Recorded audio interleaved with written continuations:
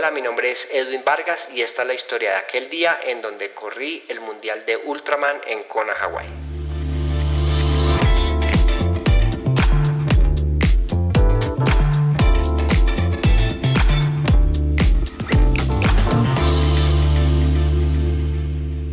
Hola a todos, ¿cómo están? Bienvenidos a un nuevo episodio de Aquel Día Que. Hoy tenemos un episodio de lo que llaman endurance, de ultrarresistencia, de ultradistancia, pero en un deporte que tal vez ustedes no conocen tanto el tema de la ultrarresistencia, que es el triatlón. Está conmigo Edwin Vargas. ¿Cómo estás, Edwin? Andrés, un placer aquí estar acompañándote. ¿Cómo va todo? Estás de visita en Colombia, ¿verdad? Estoy de visita en Colombia, hacía un tiempito no venía por acá, pero nada, feliz de estar aquí en mi país y poder seguir haciendo cosas por el deporte de nosotros. ¿Eres triatleta? Yo soy triatleta, en un comienzo fui nadador durante 8 a 10 años aproximadamente. Y ya posterior a eso, cansado un poquitico de la natación, estaba en una época a finales de los 80 en donde consideran que un nadador después de 18 años era viejo. Hoy en día obviamente está totalmente comprobado, esto ha cambiado, viste a Michael Phelps, Sí. Y el primer deportista en romper este ciclo fue Alexander Popov, que ganaba unos 50 y 100 metros libres a los 28 años.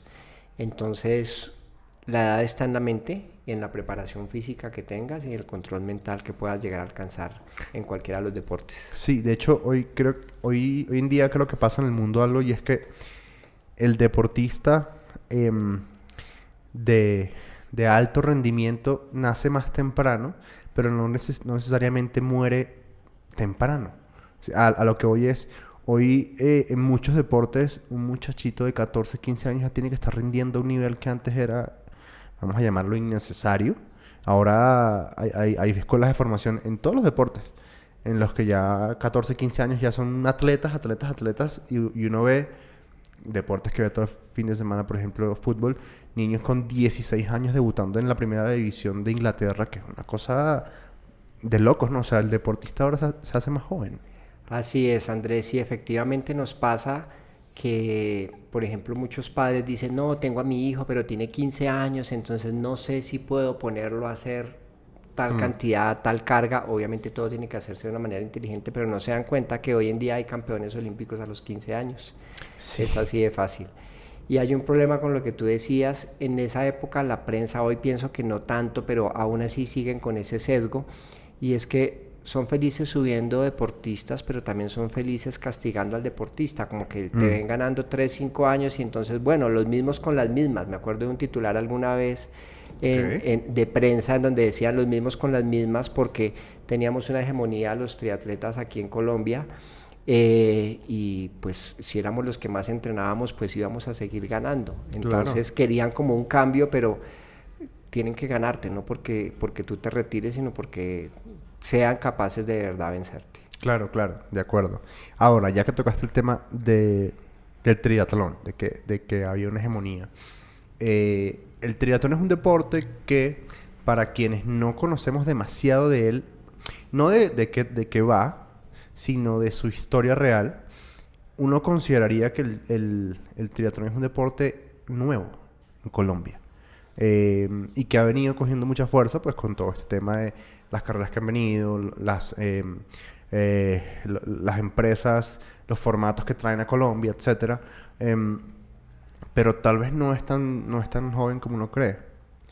Sí, pero no deja de ser joven. Es un deporte que nació en Hawái en el 78 con unos Marines que dijeron, bueno, y esta vaina, ¿cuál de los tres deportes es el más difícil? Que creo que es la historia que hemos escuchado muchos. Entonces el nadador decía, los entrenamientos de natación son los peores, el ciclista defendía su deporte y el atleta pues hacía su parte.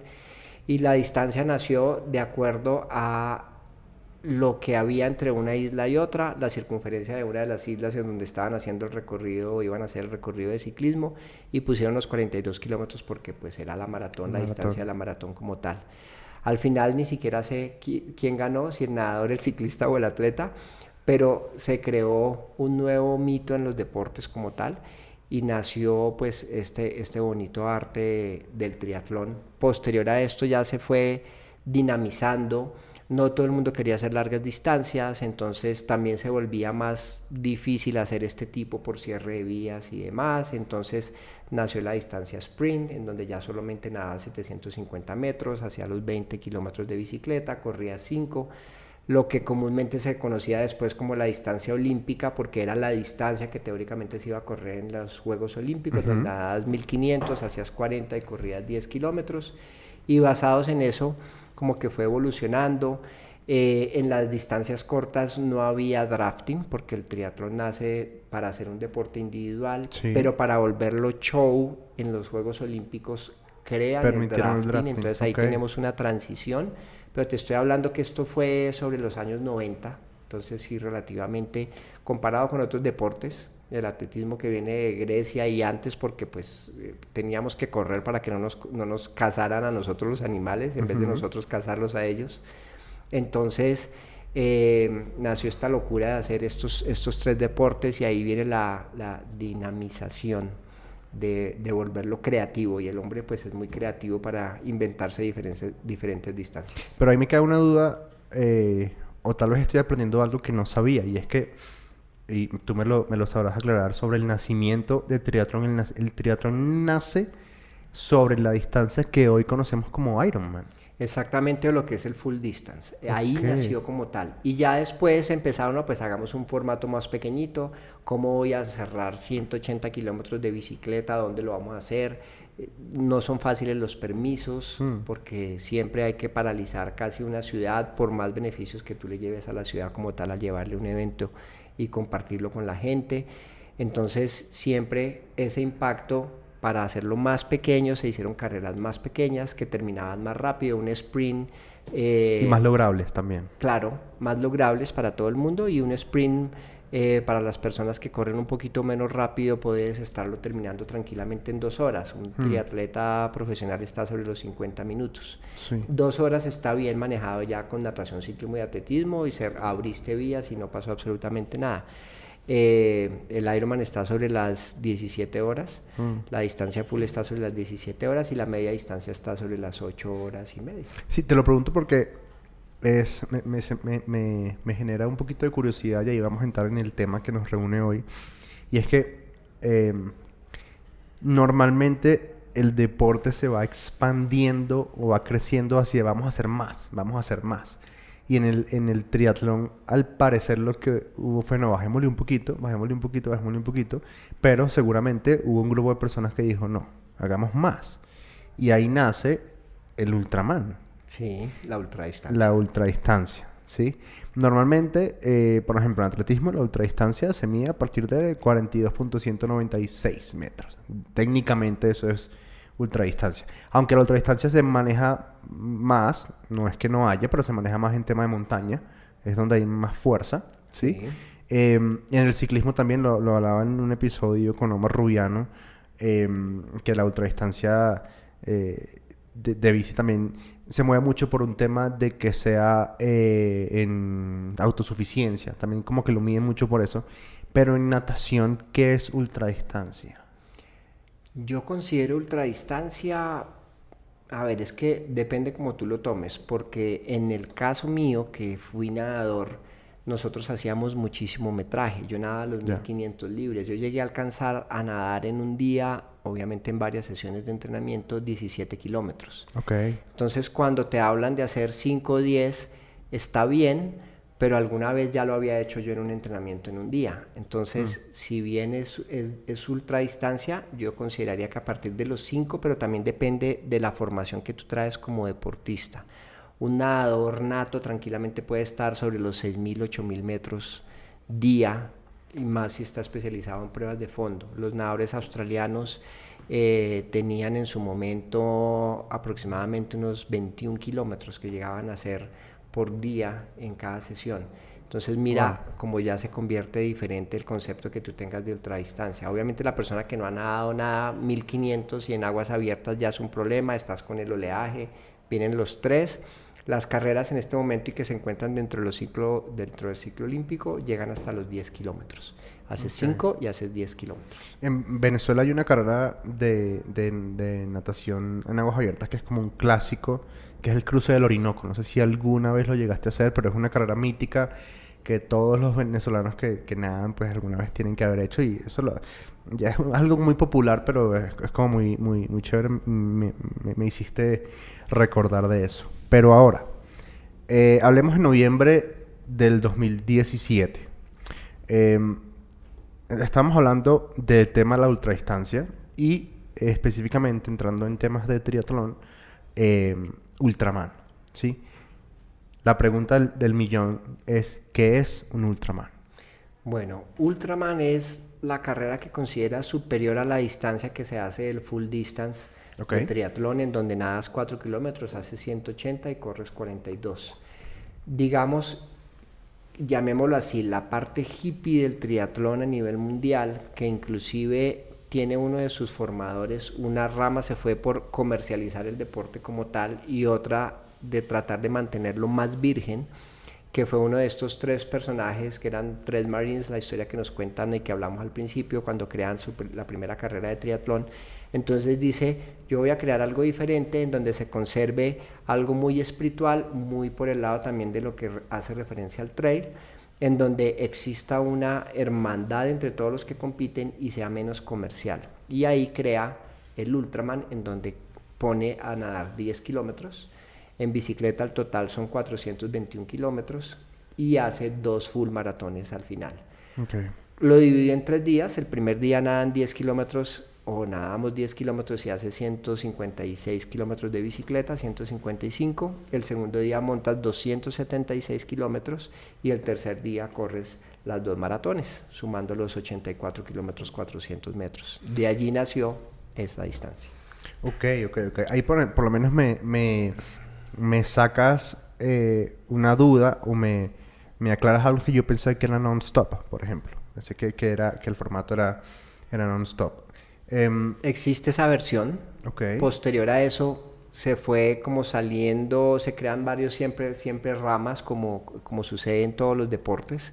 Y ya en este momento está creada la versión de non-stop, en donde tú puedes hacer esa misma carrera non-stop, tú verás si descansas, si no descansas, si duermes o no duermes, y es bastante interesante también. Incluso hay pruebas que creo que son más retos personales que pruebas porque es más el formato en que se da de que la gente se lo pone como reto en lugar de que haya un evento. Creo que sí hay, pero no hay muchos. De hacer varios Ironmans o Ultramans seguidos. O sea, para mí hacer un 70.3 es una cosa durísima. Full distance, bueno, ni se diga. Ultraman, otro paso. Y ahora querer repetirlo, o sea, querer pararse al día siguiente y volver a hacerlo, me parece que hay que estar bien animado del corazón para meterse Sí, en hay eso. que estar, y ahí vienen otras ramas, que es el Epic Fight Challenge, que es el de 5 Full Ironman, que es por el que normalmente también la gente como que tiene un conocimiento de Edwin Vargas. Lo corrimos en el 2018, nos fue muy bien allí, y ahí se crearon también varias historias muy bonitas, emocionales, mentales, espirituales, que en otras ocasiones también he narrado. Y crearon también arriba de esta la de 10 full distance, que se corre en 10 días. Entonces lo que pasa es que no son formatos fáciles de organizar, económicamente no son muy rentables, porque Claro. cuando tú ves el cono se reduce a casi nada y terminas casi que con supongamos que 16 atletas, que son el tope máximo que reciben de inscripción. La mitad termina lesionándose en el proceso y al final llegan 8 y de los 8 logra terminar 1 o 2 o muchas veces no logra terminar tampoco otro. Claro. Y pues organizar un evento que se los digo, bueno, aquí ambos organizamos eventos. Hacer un evento y que no lo termine nadie no está tan chévere. No es tan satisfactorio. Para el ánimo toda la razón. del organizador, ¿no? Así es. Bueno, ¿qué sucedió? ¿Qué comenzó a suceder el 24 de noviembre del 2017? Porque fueron 3 días, ¿no? Sí, aquí viene, yo había realizado el primer colombiano que corrió un Ultraman, fue en la Florida, creo que lo hice en el 2017, 2016, no recuerdo bien el año. Sí. me enamoró la distancia. Lo había hecho porque también estaba un poco cansado de las carreras tradicionales como tal. Sí. Hay ciertas cosas que no me gustan dentro de los mismos eventos como tal en cuanto al rendimiento deportivo de los atletas. Eso es para otro tema totalmente diferente. Versus los atletas que corren o que corremos siempre limpios. Entonces ahí hay como quería buscar como una variedad, y eso me llevó a encontrar algo totalmente diferente. De haber hecho ese Ultraman de la Florida, te da clasificación al Campeonato del Mundo de Ultraman que se corre en Kona. Hay únicamente 40 cupos y los asignan de acuerdo a los Ultraman de Australia, Arizona, creo que hay uno en Reino Unido, y ahí asignan esos cupos y las personas van a correr a Kona. Entonces son solamente 40 atletas que van a hacer ese evento como tal.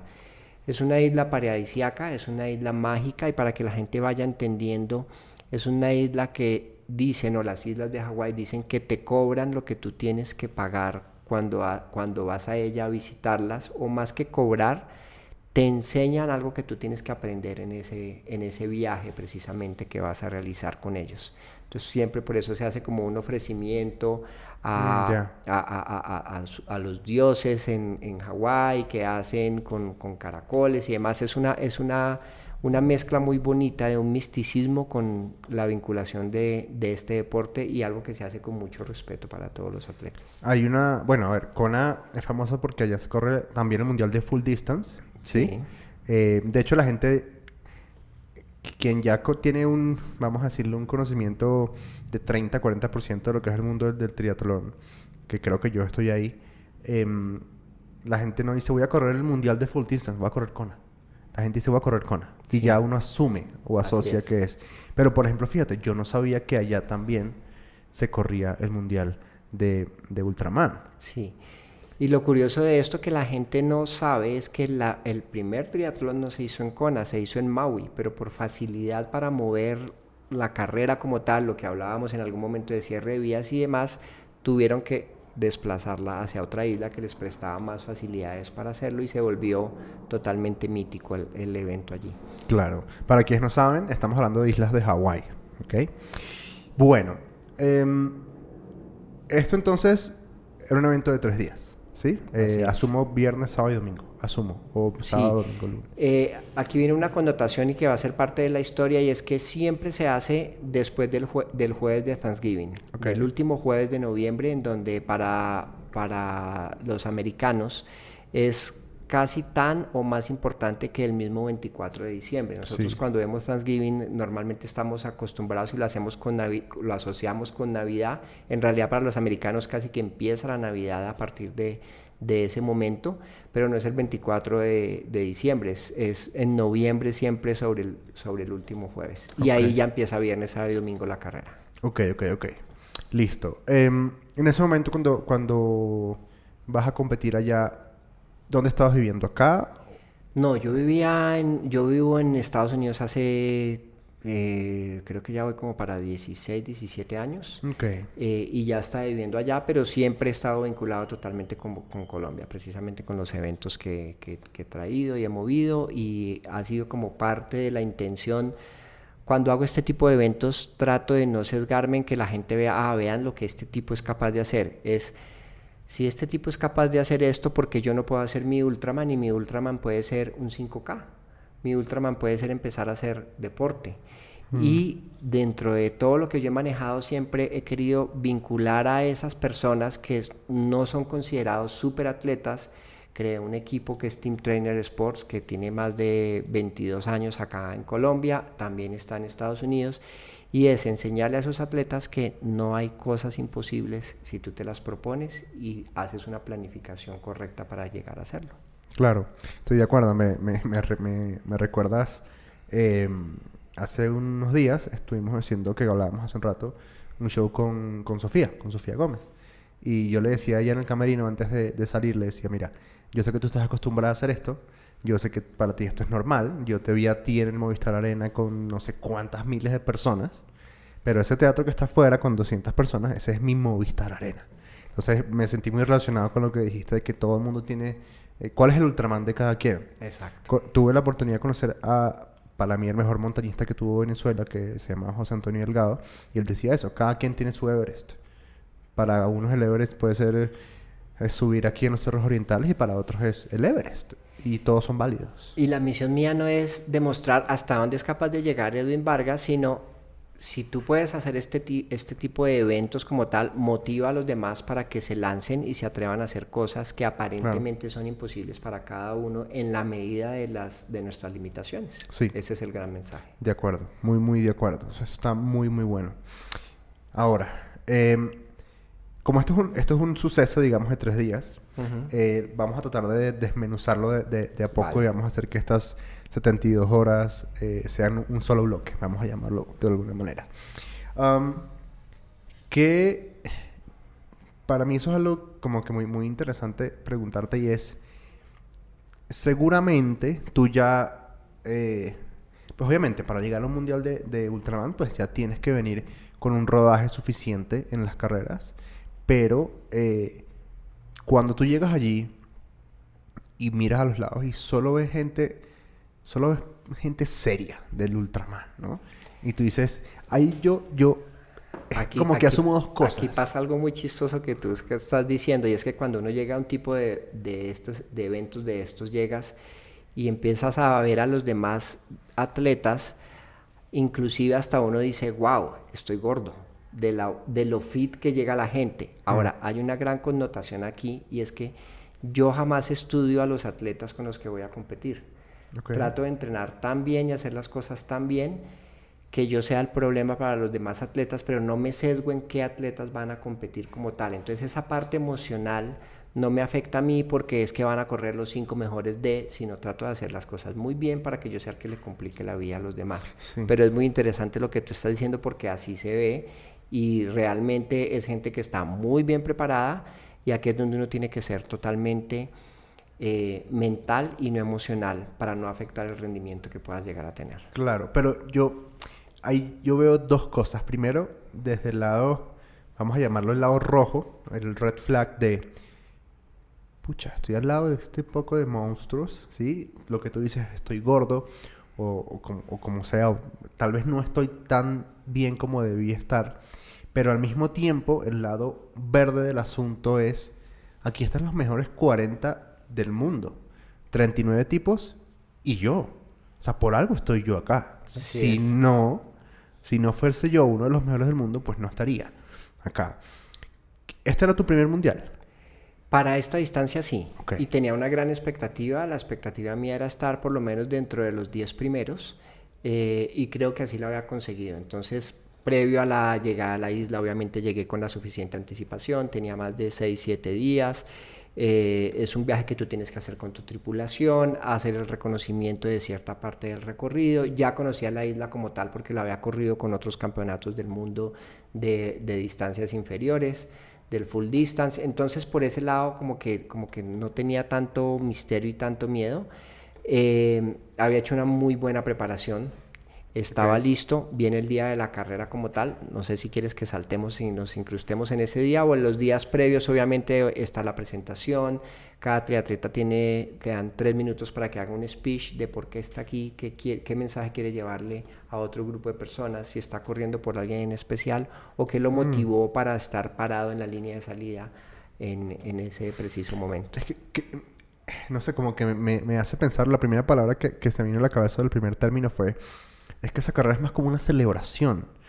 Es como una celebración de los 40 mejores Ultramans del mundo, tenerlos reunidos. Sí, pero mira que aquí quiero hacerte una connotación importante que quiero hacer ver diferente con las distancias más cortas, y creo que tú lo analizas y lo ves.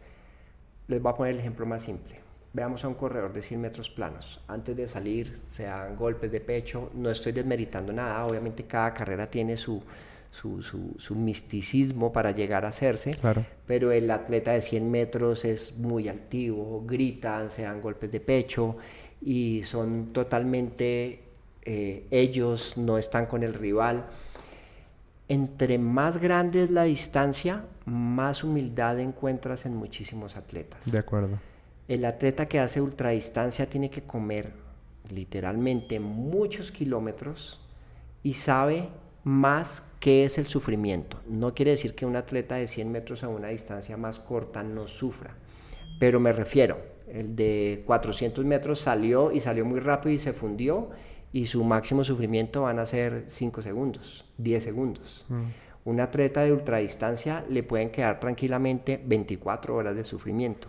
Eso hace que los atletas sean más humildes, exista una camaradería muchísimo mayor y haya un compañerismo muy grande. Entonces no encuentras esa rivalidad de no le hablas a nadie, sino hola, ¿cómo estás? Qué bien, ¿en qué te puedo apoyar? Claro. Y eso hace que las carreras de ultradistancia, y tú lo ves en las pruebas de ultrarunning, se ve y me parece que es muy bonito y es quizás la esencia hippie que yo en algún momento hablaba con alguien que creó el full distance y alguien que quiso seguir como convirtiendo esto en algo más mitológico y creó esta ultradistancia para que existiera precisamente ese ambiente especial. Claro, sí, exacto.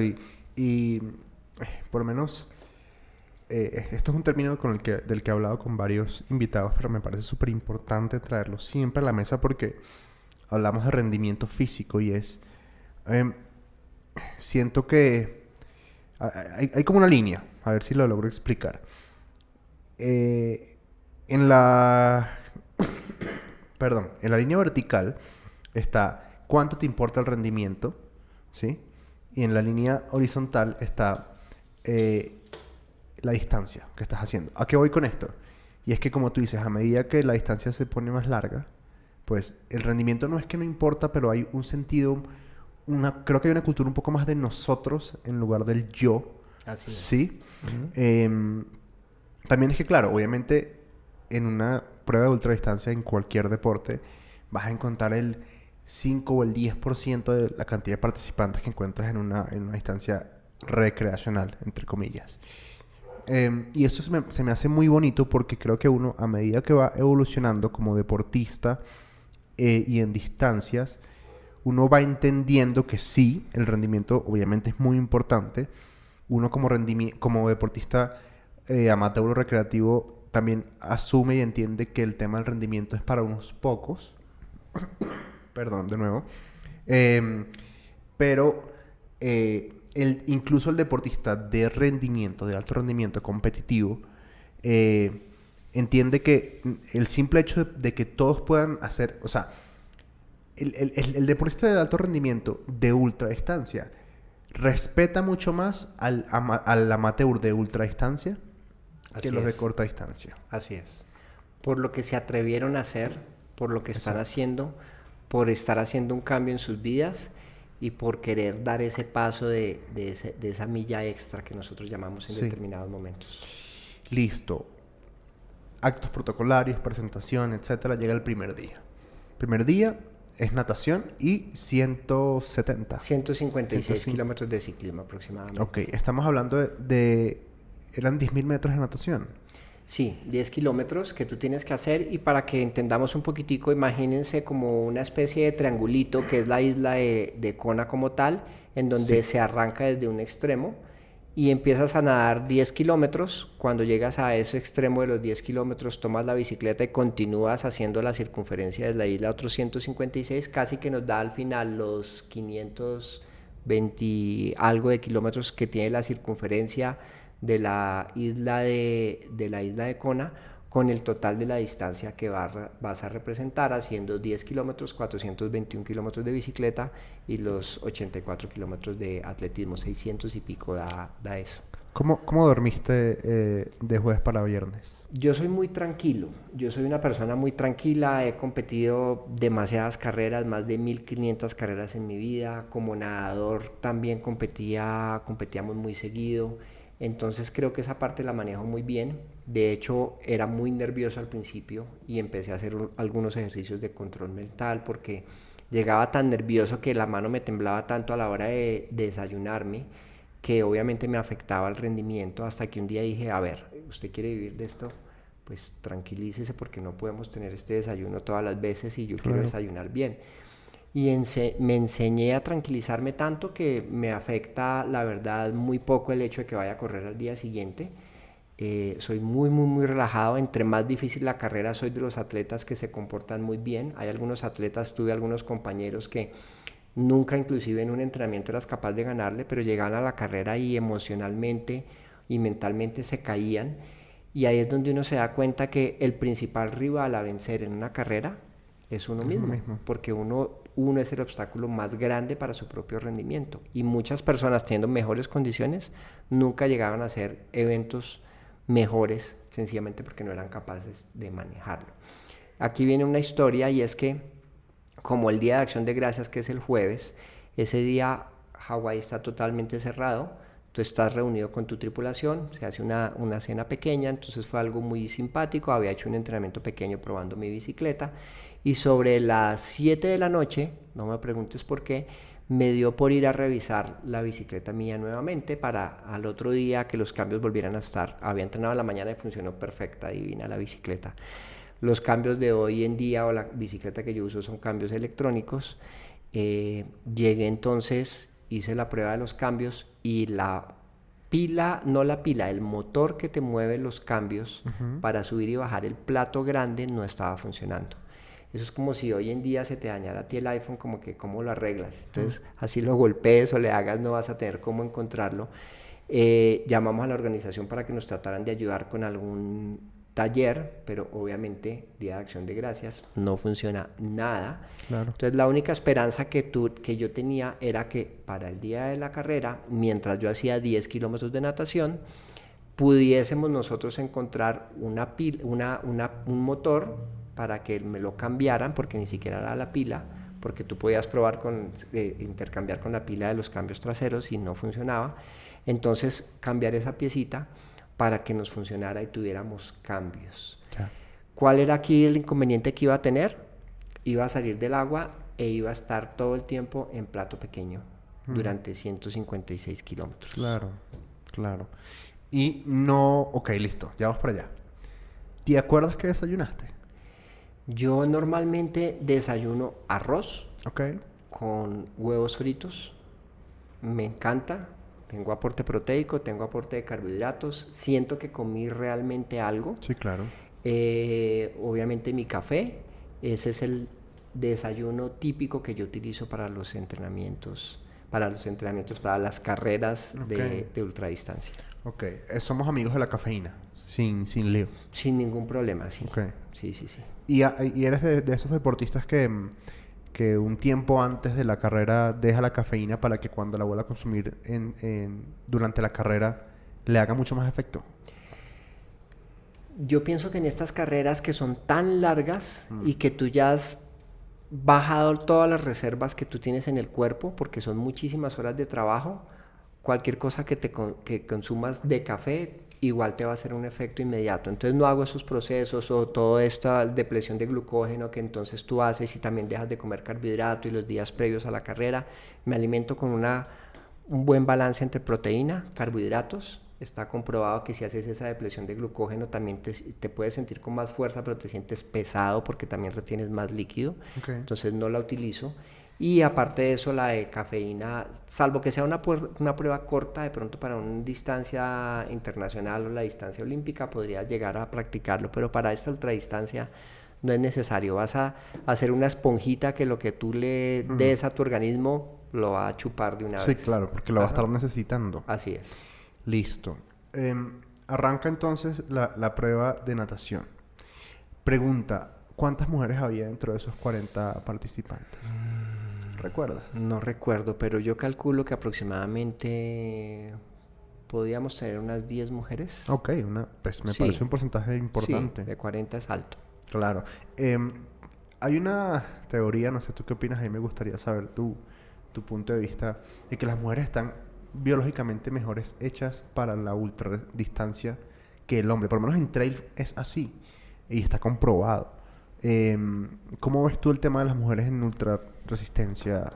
Yo las apoyo al 100%, estoy totalmente de acuerdo que ellas para la capacidad de sufrimiento están muy bien dotadas por su genética, el papel como de mujeres como tal que vienen a cumplir biológicamente, pero de alguna manera sí se nota obviamente la diferencia de que tú tengas hormonas masculinas. Claro. Por ejemplo, en la bicicleta, que tienes que hacer más fuerza y demás, siempre se va a notar esa diferencia y es en donde yo veo, aquí voy a meterme un poquitico en este tema que no es el momento, que estoy en totalmente desacuerdo para que algunos atletas hombres trans que están en el ranking mundial de hombres de últimos y ahora decidieron correr contra las niñas, hablo de niñas independiente de su edad, decidieron correr contra las niñas y son hombres corriendo contra mujeres y las ponen en una total desventaja. Pasó con los récords mundiales de natación, en donde pasar de ser el 400 del mundo pasó a ser ahora la primera mujer y las niñas rompiéndose años y años para bajar segundos y viene un personaje de estos y les mete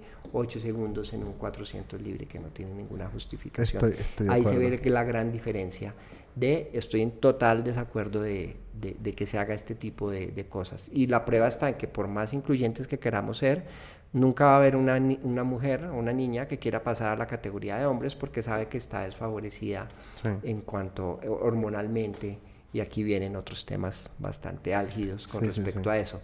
Estoy de acuerdo. Son muy monstruas a la hora de este tipo de capacidad, y te voy a poner un ejemplo. Con el equipo de triatlón que yo te comenté en algún momento, que tengo de atletas amateur, he tenido profesionales de muy alto nivel y atletas amateur, de 10 mujeres, 6 o 7 son totalmente disciplinadas y sesgadas a lo que tienen que hacer. Del mismo porcentaje de hombres de 10, unos 3 te salen totalmente disciplinados en comparación a las mujeres. Eso quiere decir que puede que tomen más en serio el deporte o la actividad que sea como tal. Yo relaciono siempre trabajo versus deporte y ahí va mi voto total hacia las mujeres en cuanto a ese tipo de responsabilidad tan grande que se imponen ellas mismas. De acuerdo, estoy muy de acuerdo con lo último que acabas de decir. Ahora, entramos al agua. Había una estrategia ya bueno, listo, voy a tratar de ponerme... Bueno, porque tu fuerte ha sido la natación, ¿no? Mi fuerte ha sido la natación y aquí viene una parte simpática. Ezequiel Cufre, que es un gran amigo mío, la tripulación tiene que ser personas de mucha confianza, entonces él va conmigo, estoy yo en la carrera, ellos van en un kayak, ya teníamos la planificación para que me guiara totalmente en línea recta. Si él te guía mal, porque tú no tienes la visual para ver cuál es tu punto en 10 kilómetros, el del kayak sí, entonces tú tienes que seguirlo con toda confianza. Entonces llegamos, arrancas paralelo kayak versus nadador, él rema 5 veces y cae al agua. Yo nadaba en ese momento y estaba riéndome, no podía de tener el control de ver cómo el acompañante mío se había ido al agua, después subiéndose obviamente al kayak para recuperarse, ya después toma la punta, hicimos un recorrido exacto. Es una natación supremamente hermosa. El mar en Hawái, en esa isla, es tan azul que hay un momento en donde uno se siente nadando en una dimensión totalmente diferente, en un 3D, porque el mar se confunde totalmente con el cielo y te desorienta de si en ese momento estás respirando o estás con la cabeza abajo, porque el azul del cielo es exactamente igual al azul del océano. Es hermoso, hermoso, hermoso. Es una vaina loca y son 10 kilómetros que haces en esa natación. Es duro, vas con oleaje, vas con una corriente como paralela, como tal, pero lo que tú dices, la natación es muy fuerte y de hecho salí, no recuerdo si cuarto o quinto, y hasta ese punto íbamos cumpliendo con el objetivo que teníamos de estar dentro de los 10 primeros en un campeonato del mundo. ¿Cómo funciona el tema de nutrición e hidratación durante la natación? Asumo que, pues, obviamente paras un poco, pero entonces al parar puedes apoyarte en el kayak, puedes tocar el kayak, tienes que flotar tú. En este caso sí, la norma no dice que no debes tocar el kayak. Puedes sujetarte del kayak, lo que no puedes es avanzar, pero puedes sujetarte, puedes comer. En el caso mío, la alimentación estaba basada en geles para la natación y obviamente la hidratación. Llevaba agua y llevaba mi bebida hidratante. Ok. ¿Recuerdas cuánto tiempo te tomó hacer esos 10 kilómetros? Creo que fueron 2 horas 2 horas 40 y algo, 2 horas 50. Ok. No fue la natación más rápida, pero es una natación rápida Sí, claro. Por para supuesto. hacer 10 kilómetros en ese tiempo. Ok, ahora me surge la pregunta. Porque muchas veces, pues cuando uno ve triatlones en televisión, obviamente que siempre cubren a los que van de primero, obvio. Eh, Se ve que las transiciones se hacen con un afán terrible. Ujú. Y en las transiciones puede estar la carrera de una u otra persona, puede estar ahí en la transición. Por algo se practican las transiciones. ¿Cómo es una transición de una carrera que dura 3 días? ¿Qué tan importante es hacerla rápida en lugar de hacerla bien? Yo siempre, así la distancia sea mayor, no he dejado de darle la importancia como tal a esa transición. Ok, Y es de esa manera como trato de hacer la transición rápida, con una gran ventaja que adicional a eso, cuando tienes una tripulación, porque en estas carreras tú llevas una tripulación, ellos te pueden ayudar a vestir. Entonces sí es cierto que sales un poco más torpe, acabaste de nadar 10 kilómetros, o sea, no te puedes comportar como muy ágil, pero sí trato de hacerla lo más rápido posible, porque sé que precisamente otros triatletas van a perder tiempo y yo no sé al final de la carrera por cuánto tiempo puedo estar disputando un puesto. Entonces trato de ser muy efectivo y aún siendo ultradistancia trato de ser muy rápido en las transiciones. ¿la transición la usas o la usaste en este caso también para alimentarte o ya eso se hace sobre la bici? La hacía sobre la bicicleta y tienes 156 kilómetros que estaba planificado para que la tuviera en la bicicleta. La gran preocupación grande que tenía yo en ese momento era si otro miembro de mi tripulación había logrado contactar con la tienda Claro, para que me hubieran hecho el cambio del descarrilador porque yo solamente tenía plato pequeño.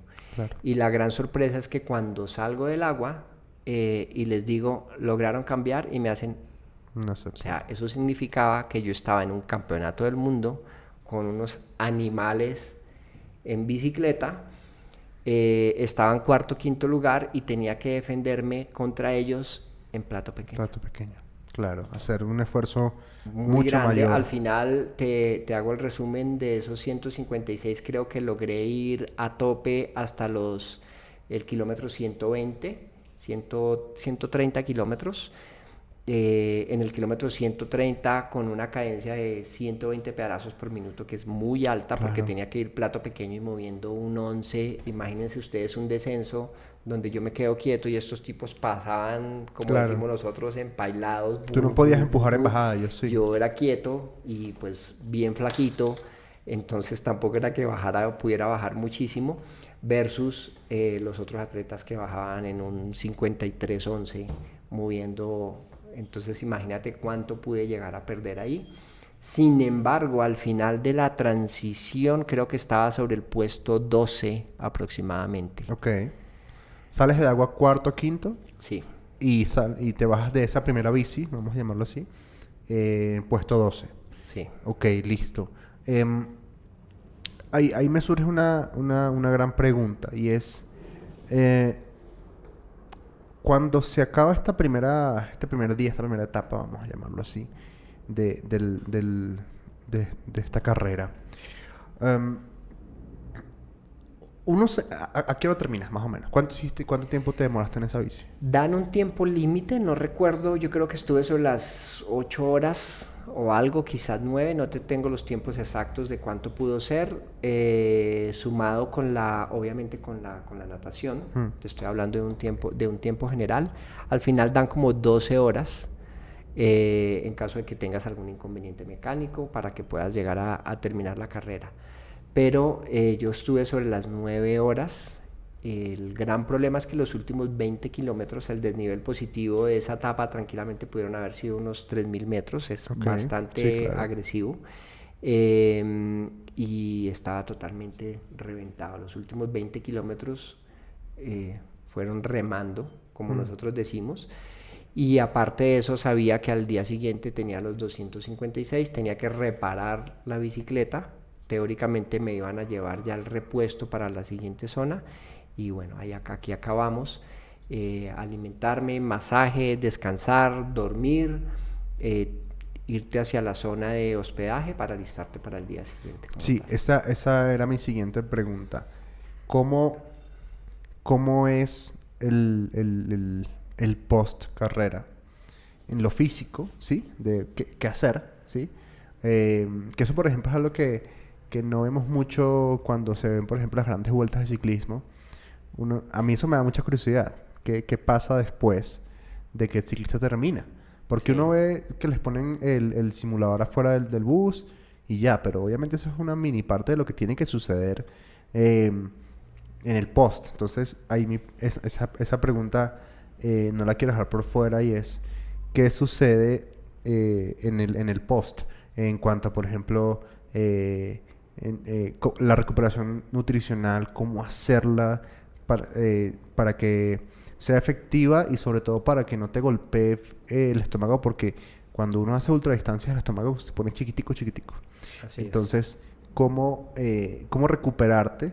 Porque es que una cosa, y por eso es que me parece tan duro el triatlón, y bueno, las carreras por etapas, una cosa es recuperarse y echarte a dormir 250 horas, y otra cosa es recuperarte porque mañana tienes que hacerlo otra vez. Así es. ¿Cómo funcionó ese aspecto? Trato de hacer un afloje en bicicleta, tú lo has dicho, con el rodillo. En este caso no tenía el rodillo porque implicaba haber llevado a la isla también más peso, que implica más dinero a la hora de pagar las maletas tuyas, el equipaje. Entonces sí hice un circuito pequeño para tratar de soltar, venía bastante reventado. Hice una natación muy cortica de por ahí unos 500 metros para terminar de soltar las piernas. Hago énfasis en lo que es el recobro alimenticio con una proteína, aminoácidos, Okay. un buen aporte calórico con proteína y carbohidrato. Y ya, posterior a eso, un masaje y tratar de dormir lo máximo posible. Yo soy muy relajado en la parte de la alimentación como tal, siempre que tenga proteína. Lo que tú dices del estómago sí hay que tener mucho cuidado, entonces se utilizan mucho, por ejemplo, una pasta muy sencilla, una sopa de pastas también funciona muy bien para que lo acompañe a uno el estómago durante la carrera, porque definitivamente es el motor en las carreras de fondo. Si el estómago se te desbarata absolutamente todo el evento. Claro. Y es que es eso. Por eso para mí es tan duro el tema de las carreras por etapas y de triatlón como tal es cuando tú terminas una disciplina, sea la que sea, pues claro, tú quieres descansar, pero cuando tienes que hacer un descanso, una recuperación inteligente, a lo que me refiero es eso, una recuperación que no solo te recupere de lo de hoy, sino que te prepare para mañana. Pucha, a mí eso me parece muy duro. Entonces, listo. Aquí hay un factor más que para mí me parece muy importante y es que estaba en juego el tema anímico con el tema de la pieza de la bici, ¿no? La incertidumbre de no saber o de tener que pensar, ¿será que mañana me va a tocar volver a remar con un plato pequeño? Ya estoy aquí. ¿Te pasó en algún momento por la cabeza yo creo que mejor me bajo de esto porque así no está bien? No, uno de los objetivos que siempre tengo en una carrera es que a pesar de la situación, salvo que esté poniendo en riesgo mi vida por algún motivo físico, yo pararía. Si es simplemente por una situación de esta, siempre voy hasta el final. Okay. Independiente del tiempo, puede que una carrera que era por un podio se convierta en una carrera de supervivencia, que me ha sucedido muchas veces. Y en este momento, hasta ahora, digamos que estabas en el puesto 12, 16, lo que hemos hablado, recibo el nuevo aparato, el mecánico le hace el cambio y ya tengo la bicicleta como es. Al otro día guardo la esperanza de poder tener un muy buen rendimiento y durante los primeros, son 270 y pico de kilómetros, durante los primeros 50, 60 kilómetros guardo la esperanza de encontrarme en forma después de que pase de los 100, 120. Cuando yo hago entrenamientos de fondo, para que me comprendan un poquitico, después de 150 kilómetros es cuando siento que ya suelto y voy mucho más fácil. Okay. Entonces esperaba que eso llegara a suceder en carrera, nunca sucedió, y ahí me di cuenta que definitivamente estaba muy castigado por el esfuerzo que había hecho el día anterior, Sí. por haber hecho precisamente los 156 kilómetros en plato pequeño. Claro. Y dije, esta carrera se convirtió en otro objetivo y ahí ya empecé obviamente a sobrevivir. Y se convirtió precisamente en eso.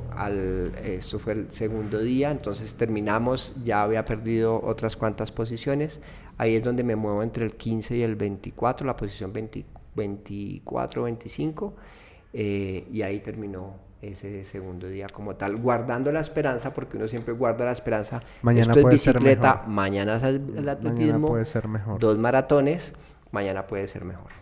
Yo creo que muchas personas, muchos deportistas amateurs se pueden sentir relacionados con este tema, y es cuando la carrera se convierte en objetivo, cuando la carrera se convierte de un objetivo a ser finisher, ¿sí? Hay una cosa que a mí me parece muy, muy, muy particular y me gustaría saber tu opinión al respecto. Y ahorita me la diste un poco, pero me gustaría indagar más ahí. Bueno, fuera de micrófono hablábamos de que existe una cantidad de deportistas que se autodenominan de rendimiento de élite, el término que sea, porque han hecho podio en 2 o 3 carreras en su categoría, ¿sí? Y este mismo deportista, en mi opinión, es ese mismo deportista que cuando ve que las cosas no van bien, para y se retira. Yo pienso que esto obviamente lo está diciendo un deportista completamente amateur. Yo digo que yo hago muchos deportes, pero no soy bueno en ninguno, pero hago muchos, ¿sí? Sí. Y es... Si tú... Bueno, aquí me voy a explayar. Si tú decides bajarte de la carrera cuando no está saliendo bien, puede que, hay excepciones, puede que a ti te guste ganar o el dinero. A ti no te gusta hacer ese deporte. ¿Sí me explico? Sí. Porque pasa mucho que en las carreras que nosotros hemos organizado, me ha tocado tener choques con corredores en los que yo termino concluyendo a ti te gusta la plata, a ti no te gusta correr. ¿Sí? Y a lo que voy con esto es, creo que esa cultura de bajarse de la carrera es un poco irrespetuosa con el deporte, ¿sí? Del deportista hacia el deporte. Hay casos que yo entiendo en los que el deportista se está cuidando, ¿sí? Y eso es válido, eso es muy válido, porque hay deportes en los que, por ejemplo, en una carrera de trail, pucha, si no te bajas te puedes terminar dañando, ¿sí? Cuando vamos a llamarlo, el retiro, el DNF, no es por tema físico, sino por tema de que no me está yendo bien. Voy de 15, voy de 20. Con qué vergüenza, ¿no? No, es que me sentí mal. Y no es así. A mí me gustaría saber ahí tu opinión en el aspecto de ¿cómo ves tú eso? ¿Cómo ves tú la cultura del retiro por performance? Mira, yo la acepto si es un atleta de rendimiento, porque el atleta de rendimiento dejó de correr esta carrera en la que no se fue sintiendo bien, y si hace más kilómetros ya está limitando su rendimiento en una carrera que puede tener en 15 días, en donde si ya para, su recuperación va a ser muy rápida y puede ir a afrontar la carrera en 15 días y correrlo y hacerla muy bien, porque no se castigó con el total de los kilómetros. De acuerdo. Viéndolo desde ese lado, en donde ellos definitivamente por dinero económicamente les gusta, pero además tienen que recibir un dinero, entonces ahí yo lo entiendo. Si eres un atleta que tiene una lesión y se te reventó la lesión, definitivamente tienes que parar. Si eres un atleta en donde tuviste una baja de azúcar y estás en el piso y ves que no te puedes levantar y que estás poniendo en riesgo tu salud, está bien que te retires. Si eres un atleta que estás allá y definitivamente se convierte en flojera o se convierte en algo de ego, pienso que es más meritorio hacer el esfuerzo para terminar. No importa la posición en la que tú termines.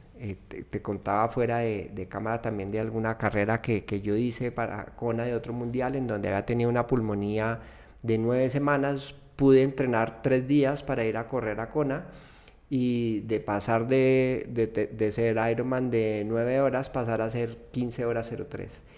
y era el reto de terminar porque yo me había ganado la clasificación. Claro. Aquí también se había convertido en, yo me gané la clasificación a un campeonato del mundo y lo termino, porque es muy diferente decir, yo hice el campeonato del mundo a yo me retiré en el campeonato del mundo. Sí, Yo claro. siempre le digo a mis atletas, imagínate siempre el titular de la prensa que sacarían si tú te llegas a retirar de un evento.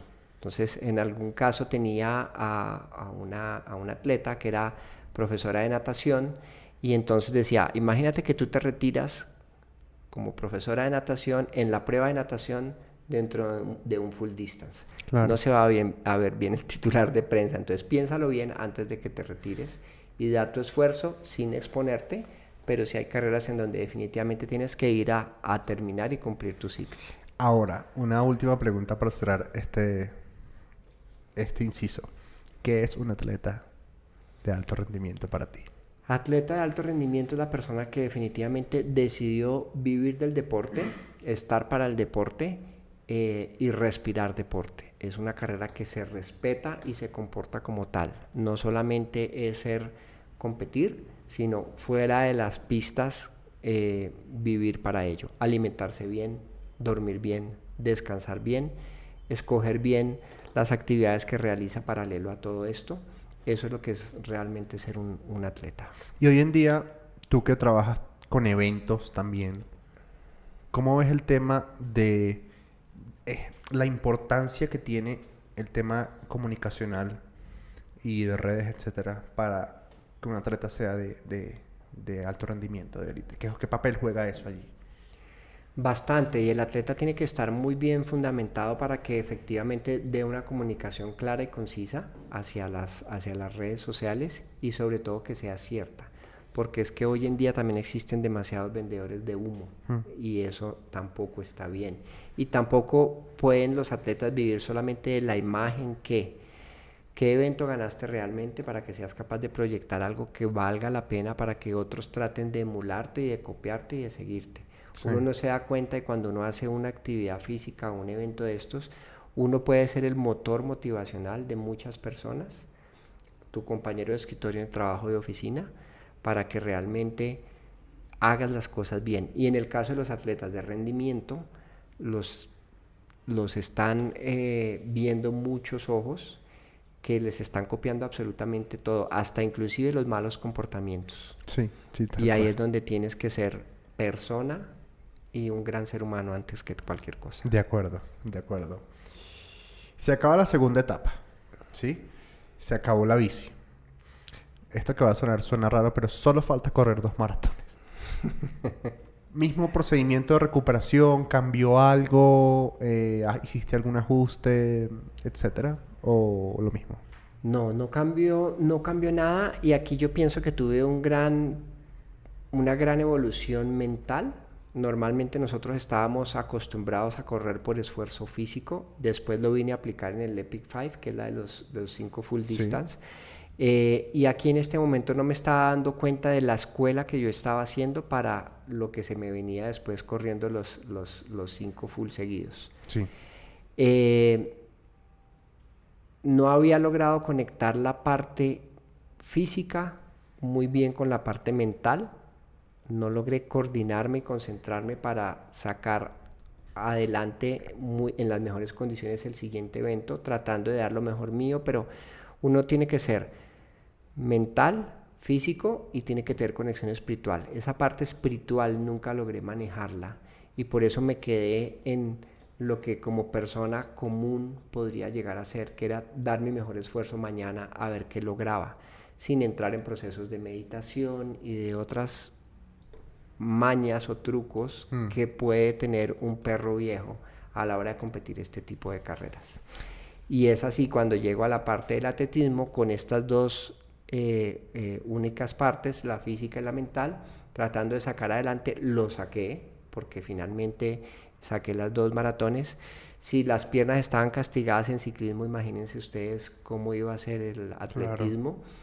Y fue un sufrimiento de 84 kilómetros literalmente. Hay una historia, te voy a contar una historia rápidamente.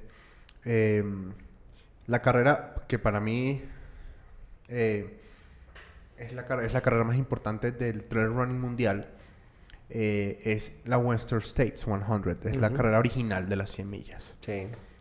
Soy del lado gringo del trail. A pesar de que mucha gente es del lado europeo, pero eso es otro tema.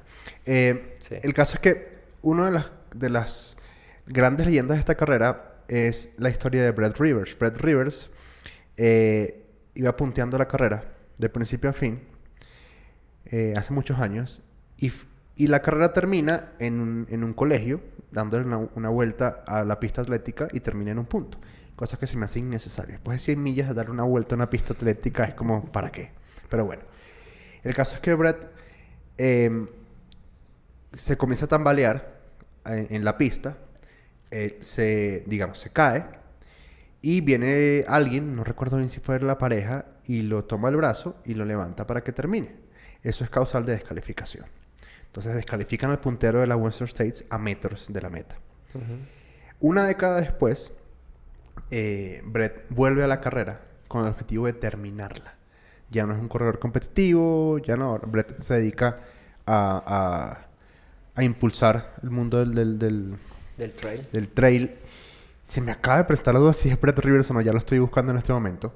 Y una década después, porque es que el documental se llama A Decade On, él vuelve, Brian Morrison, el nombre era parecido, Brian Morrison. Él regresa. Sí, Brian Morrison es un gran fanático de Pearl Jam, una de las bandas del grunge históricas tipo Nirvana, de ese estilo. Y en un punto de la carrera a él le muestran uno de sus mejores amigos, parte de su crew, de su tripulación en tu caso, le muestran videos de los integrantes de la banda diciéndole: Brian, hola, somos Pearl Jam, queremos desearte buena suerte, que todo salga bien, ta. A mí eso me encantó, además yo soy muy fanático también de la banda. Y en la siguiente carrera que hice de ultradistancia aquí en Colombia, de trail, le dije a mi novia de ese momento, le dije: mira esto, se lo mostré tal. Y ella se dio la tarea de conseguir videos de mis amigos y me los mostró en el kilómetro 70, 80, algo así. Y fue muy bonito. Entonces la pregunta es: ¿qué trucos utilizas tú física, trucos mentales y emocionales para mantenerte de pie en este tipo de carreras? Sí, hay una parte donde yo siempre he tratado de aprender a desdoblarme, por decirlo así, y es salirme del momento, y en donde las variables que me estén afectando, sea calor, viento o frío, no me estén afectando el rendimiento físico. Y tratar de salirme de mi cuerpo es dejar que mi cuerpo siga corriendo solo como tal. Aquí estaba muy afectado físicamente porque había sufrido mucho por el inconveniente que ya tuvimos como tal, y de esta manera logré salir avante en terminar. O sea, si estás golpeado, así estés golpeado, por más entrenamiento que lleves, terminar 84 kilómetros, como decimos nosotros, tienen pelos. Claro. Entonces, aquí pienso que la saqué bien. Al final no sobrepasé la posición 24 o 25, no lo tengo muy presente. Pero fue parte de esa enseñanza que yo no sabía que en ese momento estaba recibiendo para poder afrontar después lo que fue el Epic Fight Challenge. En el Epic Fight Challenge, y ahí hay unos otros eventos que yo narro en varias situaciones, varias entrevistas, en donde aprendí definitivamente a ser capaz de combinar finalmente la parte física, que es lo que tú haces en el primer día, la parte mental, porque te das cuenta que a punta de fuerza bruta no vas a poder terminarlo, y la parte espiritual, porque si tú no conectas con algo totalmente diferente, una esencia, llámalo Dios, Buda, lo que tú quieras, pero tiene que haber algo diferente, algo que te mueva, esa esencia del alma que te hace salir con lo que nadie se espera para poder mostrar esa garra que tiene uno de león realmente adentro. Y fue lo que sucedió en esta última carrera. Este Ultraman yo pienso que fue la mejor escuela que yo pude tener para poder después terminar mi 5 full, con toda la parte que sucedió. Me encontré una capilla, o sea, fue de verdad espiritual y de otro mundo totalmente, en donde literalmente me sentía como una persona que era capaz. Aprendí a dormir corriendo. Cuento estas anécdotas. ¿Cómo es eso? En donde tú puedes llevar un pace, Sí. En estas carreras de ultra tú puedes llevar un pace y sencillamente le dije, te voy a sujetar el hombro, voy a dormir 10 minutos porque necesito dormir. Llevaba a partir del día 3 al día 5, había dormido solamente 1 hora y media y lograba cerrar los ojos, saber que estaba corriendo y que iba con mi pacer en ese momento para poder cumplir con ese descanso que necesitaba parcialmente para poder terminar la carrera. Y esa conexión espiritual de estar conectado, si hay calor, no estar sufriendo por el calor. Hay unos ejercicios de meditación que me decías que qué trucos, Wim Hof, el hombre de hielo, no sé si lo conoces. Sí, claro. Ese tipo de metodología de lograr sentir, así estés en menos 5 grados y no sentir frío, también se utiliza en forma inversa para el calor. Y estábamos en Hawái corriendo a 38, 40 grados y hacer de tal manera que en la última etapa, corriendo a full intensidad para recuperar el tiempo que habíamos perdido en algún momento, se hiciera en donde no te afectaba el calor, no te afectaban las horas escasas de sueño y poder transgredir y llegar a un rendimiento deportivo en ultradistancia totalmente diferente. Entonces fue la gran escuela que nunca, en ese momento, uno no sabe por qué la vida te pone estas trabas. Y siempre será porque te está preparando para algo mejor o porque te va a poner algo tan difícil que la misma vida te va a preparar para que salgas avante ante un esfuerzo superior. Mientras hablabas, me pasaba una frase por la cabeza y es: este tipo tuvo que ir al mundial más duro de triatlón a aprender. Así es. Eso es muy loco. Es muy loco. Que tú llegues allá y el deporte o la vida o lo que sea te diga, no, tú no eres lo que tú piensas.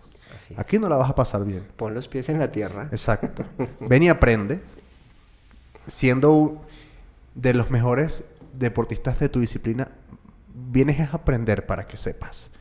Eso me parece muy duro. Y de ahí sale mi siguiente pregunta, que se la hice a Carolina, una de las invitadas de los últimos episodios, que hizo el Camino de Santiago francés, que es el completo, 950 kilómetros caminando. Y le pregunté, ¿cómo fuiste y cómo volviste? En este caso, a la carrera.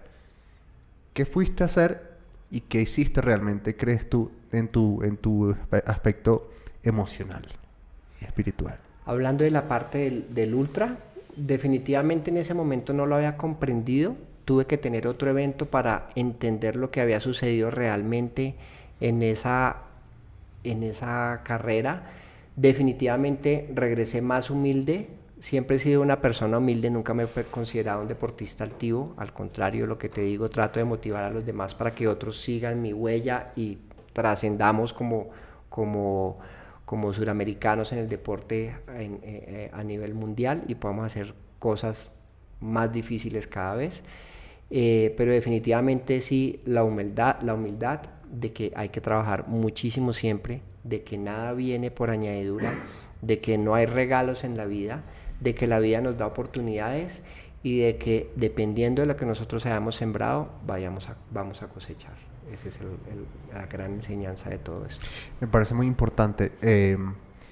Sobre todo porque lo que te decía al principio, cuando yo tengo la oportunidad de tener deportistas acá en el podcast, uno viene con esa preconfiguración de que esos tipos son de otro material, son inalcanzables, ¿sí? Y no, te das cuenta de que no. Yo he hecho duatlones en mi vida, nunca he hecho un triatlón. Pero si yo te digo, quiero hacer un triatlón este año, quiero ponerme ese reto, ¿sí? Te voy a preguntar esto porque a mí me lo preguntan a veces, quiero correr una primera carrera de trail, ¿qué hago? Yo le digo, mira, lo primero que tienes que hacer es poner un pie adelante, después pones el otro, y haz eso hasta que llegues a donde dice meta. Hazlo, y ya. Si yo quiero hacer un triatlón, quiero comenzar, ¿qué me recomendarías tú? Lo que tú dices es totalmente cierto y lo primero que hay que hacer es definitivamente tomar la real decisión de hacerlo. Para eso, ¿qué tienes que hacer? Busca una persona capacitada para que de verdad te enseñe cuáles son los pasos que debes seguir para completarlo. no te pongas en las manos de cualquier persona que se aparezca. Yo le digo vendedores de humo, aprendices de brujo, gente que realmente esté capacitada para entrenarte y llevarte a hacer tu milla extra, a dar ese paso más allá le estás poniendo en juego tu salud, tu vida y tu futuro como persona en toda tu integridad física y mental. Entonces, sé muy inteligente primero con eso. Inscríbete y toma la decisión para que esa persona te lleve a cumplir ese reto. Y no pongas retos demasiado lejanos. Es decir, si decidiste hacer un triatlón, con 6 meses de preparación está bien, salvo que, por ejemplo, no sepas nadar, pero si eres una persona disciplinada, en 2 meses puedes estar nadando los metros que tienen que ser y puedes llegar a cubrir la distancia sprint, por ejemplo. Y aquí, después de que tú te cumplas este reto, realmente lánzate y ponte en la línea de meta. Tú tienes que dar 2 pasos grandes. 1, arrancar. ¿Cómo voy a llegar antes de arrancar? Y 2, el paso final, que es el finish line que tú realmente tienes que hacer. Si tú pospones, voy a poner un ejemplo, no voy a dar nombres, con alguien con el que yo hablaba, era un entrenador amigo, que en ese momento dijo, vamos a hacer full distance y vamos a correr. Y entonces el próximo año yo voy a correr 21 kilómetros. El otro año me voy a especializar en 42 kilómetros. El otro año vuelvo a hacer triatlón y entonces arranco con media distancia y al siguiente año ya voy a hacer la full distancia. En lo que te acabo de nombrar van 6 años. Obviamente nunca hizo ni siquiera su primer full. Y ahí es donde tienes que, si te pones una meta, lánzate, cúmplela, pero hazla acompañado correctamente. Y ahí creo que hay una cosa muy importante que el deportista en todos los deportes no lo hacen, y yo no sé por qué no lo hacen, yo tampoco lo hice en su momento, y es respetar el proceso y el tiempo, ¿sí? Por ejemplo, mi hermano comenzó a hacer triatlón, estamos en 2023, él debe tener al menos unos 6, 7 años haciendo triatlón, y el año pasado hizo su primer full Ironman. Después de, asumo a menos unos 10 media distancia. Pero ¿qué pasa? Lo terminó muy bien. No en tiempo. O sea, ese no es el factor que estoy midiendo. Estoy midiendo en el factor físico. Él terminó bien, tranquilo. ¿A qué voy con esto? El mismo postureo, la misma necesidad de sobresalir o de tener algo que postear en redes sociales, no sé cómo lo podemos llamar, hace que, no, es que yo tengo que correr el maratón completo porque es que, no, yo tengo que correr las 100 millas porque es que si no, no soy nadie. No. Bueno, esa es mi opinión. ¿Cómo ves tú como entrenador el tema del proceso que el deportista debería respetar, pero a veces no lo hace? Tú nombraste algo súper importante y es el respeto por el tiempo, que es algo, y otro es cubrir la distancia. Tú puedes, aún siendo amateur, preparar una maratón y tomar la decisión de que vas a entrenar para una maratón. ¿Cuándo vas a correr la maratón? El día que tomes la decisión de correr la maratón, porque vas a hacer el entrenamiento para la maratón. Obviamente con un buen coach te va a poner a hacer 5, 10, dentro del proceso haces un 21 kilómetros y vas a llegar a correr tu maratón.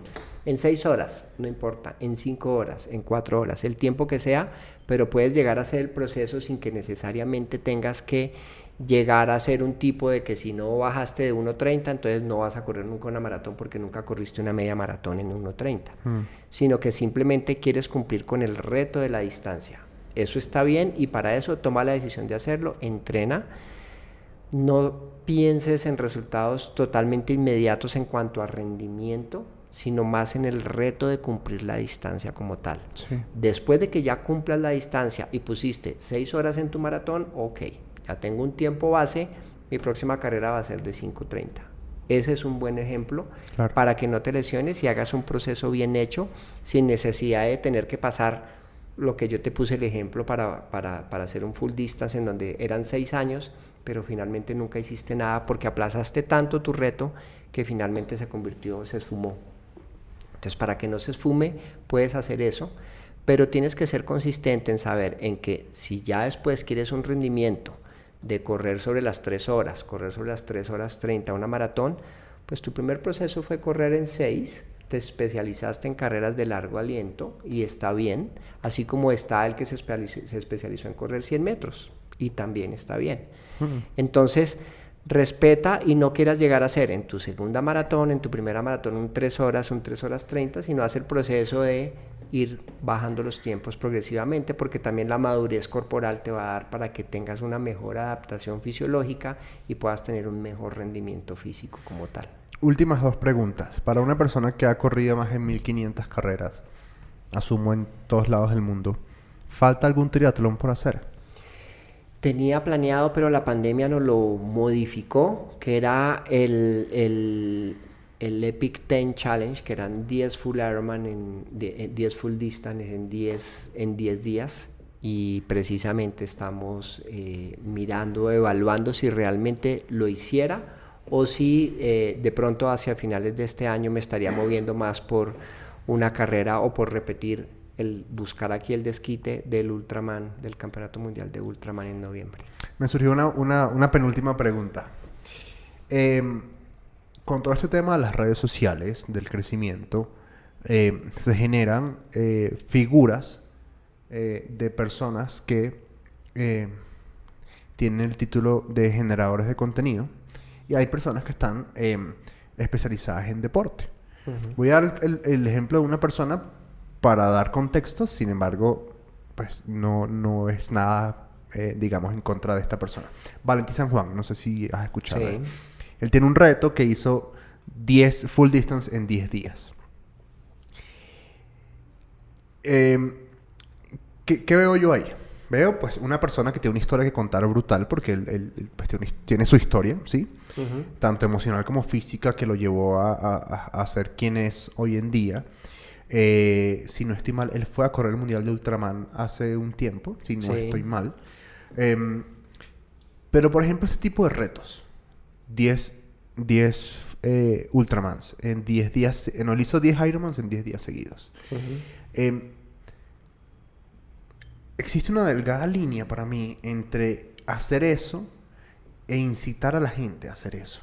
¿Sí me explico? Porque por más que sea hacer un full distance, es durísimo. Sí.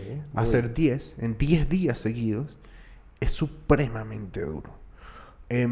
¿Cómo ves tú esa línea o ese balance que tiene que tener una persona como Valenti, sobre todo con la responsabilidad que se genera en sus hombros al tener la comunidad del alcance que él puede llegar a tener? Entonces, ¿cómo ves tú eso? Los deportistas que son deportistas de internet, que está bien, porque a ver, no en vano el tipo logra lo que logra, porque sé que el tipo entrena como un burro. Sí. Porque además lo sigo en Strava. No sé si hace bien o mal, pero sé que entrena como un burro. ¿Cómo ves tú eso? O sea, ¿crees que es más positivo o puede tener connotaciones negativas al final? ¿Cómo ves tú eso? Yo pienso que de alguna manera es positiva. A ver, vienen las dos contrapartes. Los atletas le van a decir, ok, déjame ver tu reloj para ver que efectivamente hiciste la distancia. Ya. Y realmente comprobar que hiciste eso. Viene la otra parte que va a ver, wow, este tipo se lanzó a hacer 10 y él siempre trata de motivar porque corrió con alguna persona con alguna discapacidad o alguna familia que ha perdido a un hijo. Entonces este número 7 va en nombre de... Sí. Ese tipo de factores motivacionales, tú te das cuenta que hoy en día la gente busca como tratar de encontrar algún ídolo pequeñito para poder suplir ciertas falencias que tengan ellos mismos. Dentro de todo eso pienso que está sano, sacando la línea de lo que te estoy hablando del rendimiento. Pienso que lo hace más por el lado de la motivación como tal, que realmente querer mostrarse como ese wow. Y por ese lado pienso que lo hace relativamente bien. Él habla mucho en sus canales y demás de tengan cuidado, no lo hagan, sí, por favor cuídense. Pienso que por ese lado podría estar bien. No pensaría que una persona del común y corriente se vaya a atrever a hacer esa locura. Sí. Porque dentro de todo es una locura como tal. Y eso limitaría y le salvaría también, le lavaría las manos de que alguien X llegue y diga, yo voy a hacer también lo que hizo Valentín. Sí, o lo hago porque él me dijo que lo hiciera. Exactamente. Listo. Última pregunta para cerrar, y es la pregunta que me gusta hacerle a las personas que tengo acá y es, cuando no estés en este mundo, ¿cómo te gustaría que te recuerden?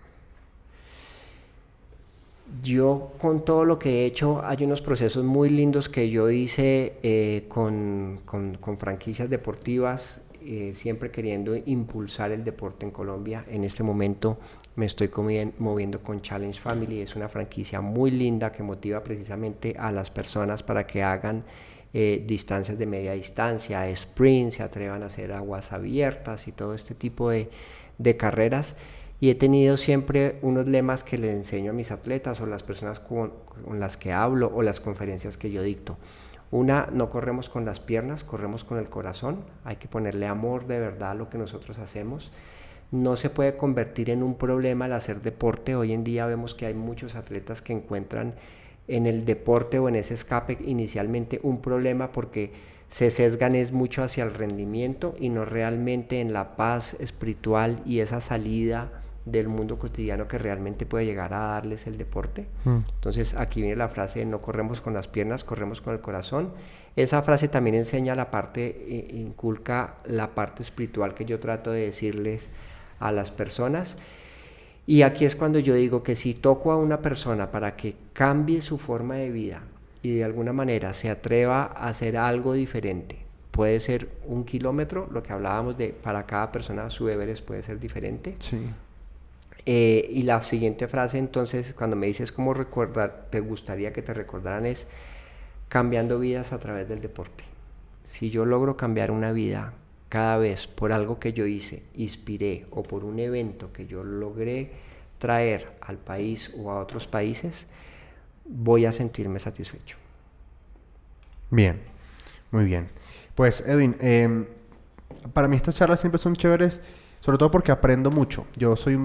Me considero bastante ñoño del deporte y soy curioso y veo cualquier cosa que te estén pasando de deporte, ahí lo dejo y trato de aprender. Pero siempre es más interesante poder como escuchar la historia desde adentro, ¿no? Y quitarse uno, vamos a llamarlo prejuicios o preconcepciones que tenía sobre los deportes. Así que muchas gracias por haberte animado a conversar conmigo, por haber sacado un ratico de tu tiempo. Sé que estás acá de viaje y bueno, no, chévere que hayamos podido conversar. Mención especial a Claudia Torres, que fue la que hizo posible aquí A Claudia. el junte. Así que nada, pues muchas gracias a ti, a todos los que escucharon. Espero que haya sido bien nutritiva la conversación y sobre todo los aprendizajes. Muchas gracias, Edwin. A ustedes y a toda nuestra comunidad por escucharnos. Esperamos que saquen pequeñas frases, pequeñas cositas para que cada día podamos ser mejores y recuerden que aunque por simple que parezca lo que ustedes hacen, ustedes son el ejemplo de alguien, del que está en su oficina, del sobrinito, porque es que simplemente sales a correr y dicen es que mi tío sale a correr. Wow, es para ellos tú puedes ser el héroe sin darte cuenta, así es que tengan mucho cuidado con lo que hacen y hagan las cosas con mucho amor. Y Andrés por crear este espacio tan espectacular para que podamos compartir todas estas historias, hace parte de trazar una muy buena línea por la que siempre nosotros vamos a querer ser bien recordados. Muchas gracias a todos y nos vemos pronto. Chao, chao.